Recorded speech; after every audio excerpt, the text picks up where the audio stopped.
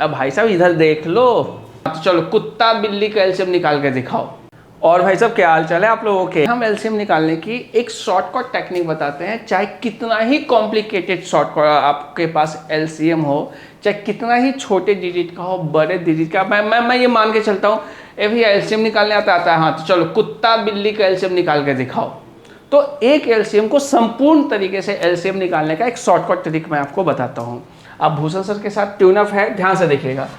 अब तक जो आप कर रहे थे, अगर मैं आपसे कहूं कि 12 और 15 का एलसीएम निकाले तो सबसे पहले बोरिंग काम, लाइन खींचो, फिर 2 से 6 बार में, 15 बार में, फिर 3 से 2 बार में, 5 बार में, और उसके बाद हम लोग लिखते हैं 3 × 2 × 5, और ये आपका आंसर क्या हो जाता है 60।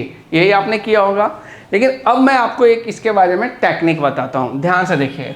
हमें 12 और 15 का एलसीएम निकालना है। इसका शॉर्टकट सिखा रहा हूँ, फोकस रखिएगा।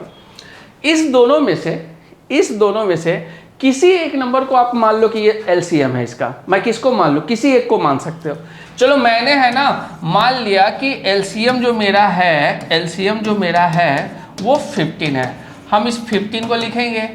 जो बचा हुआ नंबर कौन सा है? 12 है ना। जो बचा हुआ नंबर है ना उससे इसको डिवाइड कर दो। कितना बार में जाएगा बताओ मुझे? 3 से 5 बार में, 3 से 4 बार में। अब देखिए डिनोमिनेटर में क्या बचा आपके पास? डिनोमिनेटर में 4 बचा है। इस 4 को जिसको आप माने थे उससे मल्टीप्लाई कर दीजिए और दिस इज योर एलसीएम। ये बहुत अच्छा टेक्निक है। जैसे अभी आपने बोला था ना कि सर कुत्ता बिल्ली का भी निकालिए, चलो मैं एक बार निकाल के दिखा देता हूँ इसके बारे में। अगर मैंने कहा कि कुत्ता और बिल्ली का एलसीएम निकाल लीजिए, हम दोनों में से किसी एक का एलसीएम लिख लेंगे। चलो किसको मान लेते हैं कि सर इसका जो एलसीएम है ना वो बिल्ली है, कोई दिक्कत नहीं है। और इस बिल्ली को जब हम कुत्ता से डिवाइड करते तो क्या ये कुछ कट रहा है? कुछ भी नहीं कट रहा है। बच क्या रहा है हमारे पास? के बच रहा है। डिनोमिनेटर में क्या बच रहा है? उस के से मल्टीप्लाई कर दीजिए। This is the LCM of कुत्ता एंड बिल्ली। तो इस तरह के शॉर्टकट को जानने के लिए आप हमारे चैनल को सब्सक्राइब कीजिए, लाइक्स कीजिए। और भाई साहब मैथ्स में बहुत मज़ा आने वाला है।